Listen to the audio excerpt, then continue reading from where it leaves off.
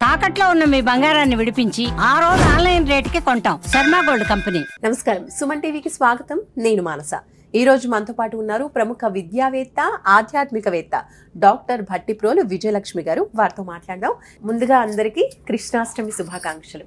అమ్మా నమస్కారం. అమ్మా నమస్కారం అమ్మా. మీకు కూడా ముందుగా కృష్ణాష్టమి శుభాకాంక్షలు. Thank you. మీకు కూడా కృష్ణాష్టమి శుభాకాంక్షలు. అమ్మ, కృష్ణాష్టమి అంటే అందరికీ కూడా చాలా ఇష్టమైన పండుగ. అందులోనూ ఇంట్లో చిన్నపిల్లలు ఉంటే కనుక చక్కగా వాళ్ళకి కృష్ణుడి వేషం వేసి ముచ్చటగా అలంకరించుకుంటూ ఉంటారు ఇంట్లో తల్లిదండ్రులు. కాబట్టి ఆ కృష్ణాష్టమి విశిష్టత గురించి, అలాగే ఆ రోజు అలా చక్కగా కృష్ణుడుగా, రాధగా, గోపికలుగా అలంకరిస్తూ ఉంటారు కదా పిల్లల్ని, ఆ విశేషాల గురించి తెలుసుకోవాలనుకుంటున్నాను. కృష్ణుడు అంటేనే ముచ్చట్లు, ముద్దుమురిపాలు, ఎన్నెన్నో అల్లర్లు లీలలు అనేస్తున్నాం. దేవుడు కనుక మన పిల్లలైతే అల్లరి చేస్తున్నారు, గోల పెడుతున్నారు.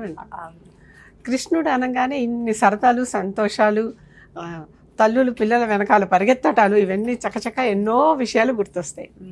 అవన్నీ గుర్తు తెచ్చుకుంటూ ప్రతి ఇంట్లోనూ కృష్ణుడు ఉన్నాడు, ప్రతి ఇంట్లోనూ రాధ ఉంది అని చెప్పటానికి ఒక సింబాలిక్గా ఇంట్లో ఉన్న పిల్లలని కృష్ణుడిగా, రాధగా అలంకరించి, మగపిల్లవాడైతే కృష్ణుడిగా అలంకరించి ఒక నెమలి పింఛం తల మీద పెట్టి ఫ్లూట్ ఒకటి చేతికిచ్చి చక్కగా అలంకరిస్తారు.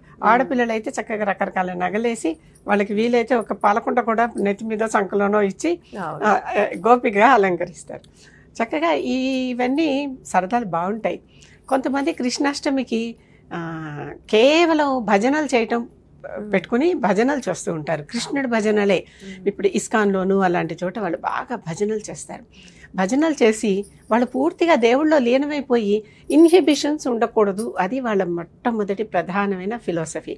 హ్యాపీగా డాన్స్ చేస్తారు, అసలు వాళ్ళని వాళ్ళు మర్చిపోయి డాన్స్ చేస్తారు. ఈ ఇన్హిబిషన్స్ ఉండకూడదు అనేది మళ్ళీ కృష్ణుడే చెప్పాడు. అదే గోపికా వస్త్రాపహరణం. దేవుడి దగ్గరికి వెళ్ళాక అసలు ఎటువంటి ఇన్హిబిషన్స్ ఉండద్దు అని చెప్పేటటువంటి దానికి సీన్ అనమాట అది.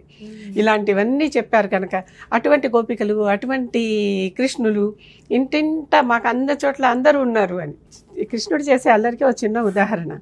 అసలు బయటికి వెళ్ళి మట్టి పూసుకుని, వెన్న పూసుకుని, అన్నీ పూసుకుని దొర్లుతూ అంతమంది పిల్లల్లో తన కొడుకు ఎవరో గుర్తించలేక యశోద అందరికీ స్నానాలు చేయించి అప్పుడు తన కొడుకు దొరికాక అమ్మయ్య వీడు నా కొడుకుని ఇంటికి తెచ్చుకునేదిట. అలాంటి అల్లర్లు చేసేవాళ్ళు గుర్తు తెచ్చుకోండి. అంతటి అల్లరి పిల్లాడు. అల్లరి పిల్లాడన్నా బాధ్యత లేని పిల్లాడు కాదు కృష్ణుడు. అసలు కృష్ణాష్టమిలో విశేషత అంటేనే కృష్ణుడు అన్ని ఆల్రౌండర్. అసలు చెయ్యనటువంటి పని లేదు. పిల్లలతో పిల్లల్లాగా అల్లరి చేయటం, వెన దొంగతనాలు చేయటం, ఉట్టి కొట్టడం లాంటి పనులన్నీ చేశాడు. మళ్ళీ పెద్దవాళ్ళకి ఎవరికైనా అవసరం వస్తే వెళ్ళిపోయి అక్కడ గోవర్ధన, చిన్నతనంలోనే గోవర్ధన పర్వతం ఎత్తి అందరినీ రక్షించి అట్లాంటి పనులు చేశాడు. ఇంటి మీదకి ఎవరైనా రాక్షసులు వచ్చేస్తుంటే వాళ్ళందరినీ చంపేసి ఆ పనులు చేశాడు. అఘాసురుడు వచ్చి పిల్లలందరినీ మింగేస్తే వాళ్ళందరినీ లోపలే ఉండనిచ్చి తన అందరి పిల్లల వేషం వేసుకుని ఇంటింటికి వెళ్ళి ఎవరికి ఏ పేరెంట్స్కి వాళ్ళ పిల్లవాడి వాళ్ళ ఇంటికి రాలేదే అనిపించకుండా చేశాడు. తర్వాత మళ్ళీ అఘాసురుడిని చంపి అందరినీ బయటికి తెచ్చాడు. ఊరందరికీ వాడుకునే మంచినీటి సరస్సు పాడు చేస్తోందని కాళీయుడిని చంపి ఊరందరికీ మేలు చేశాడు. చిన్నతనంలోనే తన వయసుకు మించిన పనులు చేశాడు. దాన్ని బట్టి తెలుస్తోంది ఏంటంటే కృష్ణుడు అంటే సామాన్య బాలుడు కాదు, ఒక ప్రత్యేకమైన వ్యక్తి. ఆ బాలుడులాగా కనిపిస్తూనే కంటికి మాయ అనమాట. అందుకే కృష్ణ మాయ అంటారు. కంటికి మాయ కనిపిస్తూనే బాలుడిలా కనిపిస్తూనే పెద్ద పనులు చేస్తూ ఉంటాడు. అందుకనే పోయి ఈ రాసలీలలో అవి చేస్తూ ఉంటాడు. చిన్నపిల్లడికి రాసలీలలు ఏమిటి అని ఎవ్వరు కూడా ముందర కొన్నాళ్ళు చూసి చూడుంటుంటారు, తర్వాత దండిస్తూ ఉంటారు. భార్యాభర్తలు వాళ్ళల్లో వాళ్ళు కొట్టుకుంటూ ఉంటారు. ఇదంతా మళ్ళీ కృష్ణలీలే. ఎటొచ్చి అన్నీ నేనే అని చెప్పటం ఆయన ఉద్దేశం. ఎక్కడైనా నేనే ఉన్నాను అని చెప్పటమే ఉద్దేశం. ఈ కృష్ణాష్టమికి ఇప్పటికీ కూడా చాలా చోట ఉట్టి కొట్టే సంప్రదాయం ఉంది. మన తెలంగాణలో మాత్రం ఈ హైదరాబాద్లో వినాయక చవితి ఉట్టి కొడతారు. అది ఎందుకన్నా అలా చేస్తారో నాకు కూడా తెలియదు. కృష్ణాష్టమికి ఉట్టి కొట్టకుండా వినాయక చవితికి ఉట్టి కొడతారు. సేమ్ అదే ప్రాసెస్లోనే. కానీ బాంబే లాంటి కొన్ని చోట్ల ప్రత్యేకంగా కొన్ని సంవత్సరాల నుంచి ఈ ఉట్టి కొట్టే ఆచారం ఉంది. కృష్ణాష్టమి నాడే దానికి పెద్ద పోటీలు ఉంటాయి. బోల్డ్ ప్రైజ్ అమౌంట్ ఆ లాస్ట్ కుండలో పెట్టి అది ఎవడు కొడితే వాళ్ళకి ఆ టీమ్గా కొడతారు. వాళ్ళు ఒక పిరమిడ్ లాగా అందరు కలిసి నుంచుని టీమ్గా కొడతారు కనుక ఆ టీంకి ఇలాంటివన్నీ కూడా.